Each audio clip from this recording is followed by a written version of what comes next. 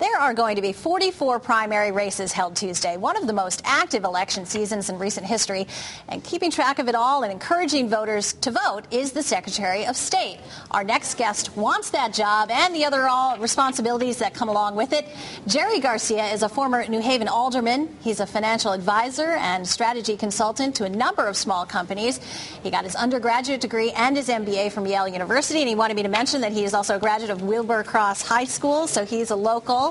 We're glad to have Gerry here, along with us, along also with Pat Scully again from Scully Communications. Thanks for both being here. First of all, let's just start out with why Secretary of State? Well, I'm just really excited about doing the job of the office, about giving voice to people who don't have a seat at the table, about opening up voting through early voting and same-day registration, and also transforming the office on the commercial recording division, modernizing it and making it a tool for businesses to use to succeed. Let's start off with the voting, because you have some ideas about reforming voting and opening up access. Right. Well, I want to, we play catch-up too often in Connecticut, and I want to catch up to the more than 30 other states that have already enacted measures of early voting so that people can vote by mail. If it's good enough for the Constitution of the United States to have a Pony Express, then I hope it's good enough for the state of Connecticut and the Constitution state to open up the system. We see a crisis in voting. This past November 3rd, 36.4% was the average vote across the state of Connecticut, and that's not a democracy. Whereas in a state like Oregon, you'll see 62.5% voted in a referendum, not a major vote. Wow. I don't fear people voting. What I fear is people not voting. Right. Alderman, your opponent in the primary, Denise Merrill, who's the party-endorsed candidate, is running a commercial right now. It's very upbeat, very positive, very happy, but she holds up a placard that says what she's going to do in the job. And two of them are job creation and getting rid of special interests. And nowhere in the state constitution or state statute does it say that's the job of the Secretary of State. How do you view the office? Well, I view the office as an office that is responsible really for exactly two things. One is the chief office responsible for voting, and the other, the commercial recording division. And it's really what the office is, as opposed to some of what my opponent may say.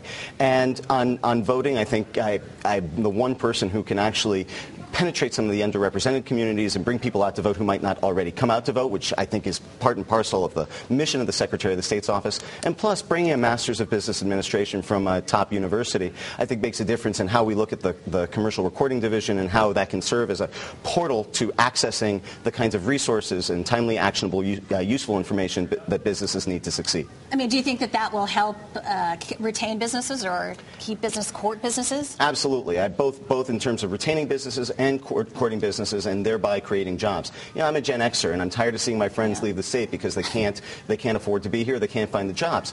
And we have a Hartford today that I think has become a little bit too complacent and excited about who has a leadership position, but not excited enough about the results. You're not the party-endorsed candidate, but you have picked up some significant endorsements, particularly my friend from the state Senate, the Majority Leader Marty Looney from New Haven. How did you get those folks to sort of buck the trend and go to you?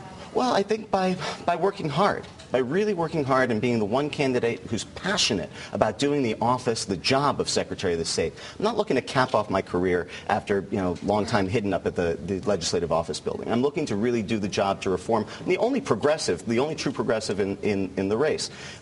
Issues like same-day registration should have been handled a long time ago. Issues like early voting, we should not be one of 20-odd states that doesn't have it.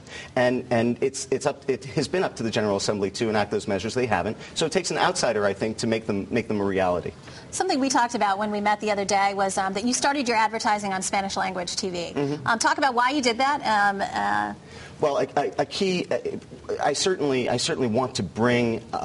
We have 13% of the state is Hispanic, and that's an underrepresented group in terms of our voting. And so, very often we feel a stake in the process when we see others come before us who think about like Sonia Sotomayor or Barack Obama for some among us. And I wanted to focus on a natural group. I'm proud of my heritage and excited to bring a message of participation and having a stake in the process to the Latino community. Interesting. Spoken to the white Irish guy on the second. But in the long run, people seem to know Denise Merrill a little bit better, or at least name recognition. Has that been a challenge and an obstacle to you? Much less so than you would think, because you see, for example, last year the speaker, Jim Amon, had tried to run for governor, and he had difficulty, unfortunately, getting any traction because of name recognition. And so I think that there's this bubble that is Hartford, where there are a lot of people who talk to each other about how important they are. But outside the rest of Connecticut, I hate to say it, but name recognition, my name is pretty well recognized. Well, that's true. Well, and you've we only have a couple seconds here, but you've been playing on that, right? It's a fun name to have. Sure beats being named Charles Manson when you're running for office, But that is part of who we are. We are trying to bring a lightness but a seriousness to the campaign for the office. It's not a campaign like my opponents of entitlement. This is an office to bring new people into the system and get them excited about voting again. I only have about 20 seconds left, but do you have aspirations for higher office after this? Right now, I'm just so honored and pleased and excited about running for this office, and this is really the office that I want to do. Mm-hmm. All right. Well, good luck. Thank you so much. I'm sure we'll be hearing much more from you in the months to come. Thanks a lot, Gerry. You bet. Thanks for having me. Don't forget, if you missed something here on The Real Story, you can now watch it online by going to fox61.com. You can also catch us on YouTube. Thanks so much for watching this week's edition of The Real Story. We'll see you here again next week.